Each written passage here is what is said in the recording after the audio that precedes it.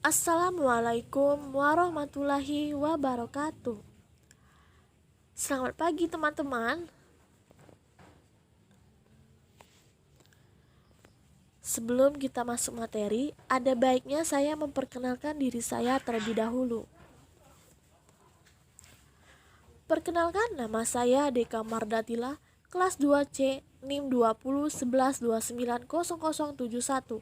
Mata kuliah Keterampilan Menulis, Prodi Tadris Bahasa Indonesia. Yang terhormat, dosen pengampu Ibu Dina Putri Juni Astuti, MPD.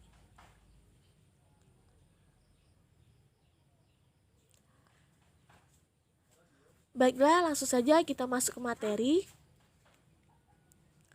Materi yang saya jelaskan tentang jenis karangan persuasi. Jenis karangan persuasi yang pertama, karangan persuasi advertensi. Karangan jenis ini digunakan untuk tujuan komersial atau iklan. Biasanya digunakan untuk mengenalkan suatu jenis barang atau jasa kepada konsumen. Yang kedua, karangan persuasi propaganda. Propaganda merupakan penerangan suatu paham atau pendapat dengan tujuan meyakinkan seseorang. Karangan propaganda digunakan untuk menyampaikan informasi kepada pembaca. Jenis karangan ini sering ditemukan di media-media cetak. Yang ketiga, karangan persuasi politik berisi tentang ajakan atau himbauan yang berhubungan dengan dunia politik. Jenis karangan ini sering digunakan oleh orang-orang politik untuk menyampaikan dan mempengaruhi pembaca tentang gagasan yang berhubungan dengan dunia politik.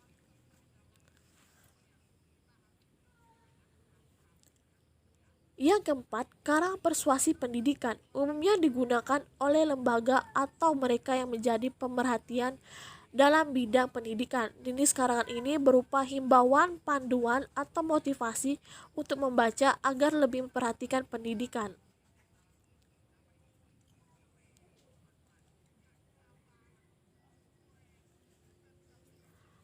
Definisi menurut para ahli karangan persuasi.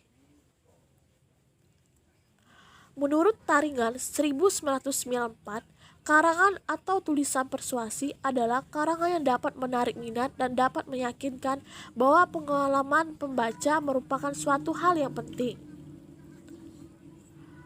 Menurut Kaver 2001 menjelaskan bahwa persuasi bertujuan untuk mengubah pikiran orang lain agar dapat menerima dan melakukan sesuatu yang kita inginkan. Yang ketiga, menurut Kaver 2011, persuasi merupakan usaha untuk membujuk seseorang untuk mau mengikuti tujuan yang dikehendaki tanpa paksaan. Yang keempat, menurut Vitale dalam bukunya yang berjudul Hypnotic Writing 2007 mengatakan bahwa hypnotic writing adalah sebuah kegiatan yang dengan sengaja menggunakan kata-kata untuk mengadu orang ke keadaan mental yang mana terfokuskan, di mana mereka akan cenderung membeli produk atau jasa Anda.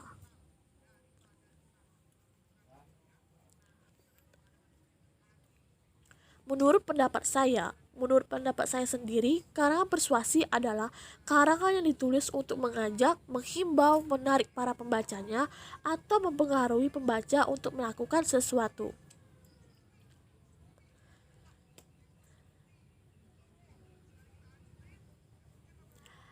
Ciri-ciri karangan persuasi. Yang pertama, bersifat mengajak. Yang kedua, berusaha menarik perhatian para pembaca. Yang ketiga, karangan menghindari konflik. Yang keempat, isinya mengandung fakta dan bukti sebagai faktor yang kuat dalam mempengaruhi atau kalimat dengan bentuk ajakan atau bujukan. Yang kelima, tulisan memiliki tujuan untuk mendorong atau mempengaruhi pada suatu hal. Yang keenam, sedangkan untuk bahasa yang digunakan dibuat provokatif, menarik, dan antusias. Hal ini dilakukan agar isi pembaca lebih dapat yakin.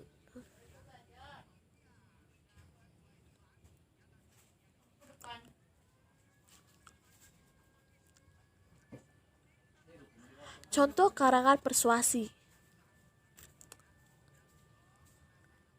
Contoh karangan persuasi tentang bergadang.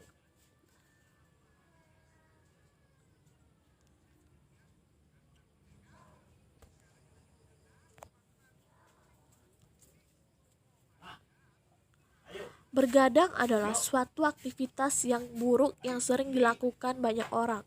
Penyebabnya adalah kita pasti akan mengantuk di siang harinya. Dengan kantukan yang berat, maka kita tidak produktif dan kinerja kita menjadi lambat. Kerja kita akan kacau karena mengantuk. Yang masih pelajar tidak bisa menangkap pelajaran dengan baik dan masih banyak keburukan lainnya.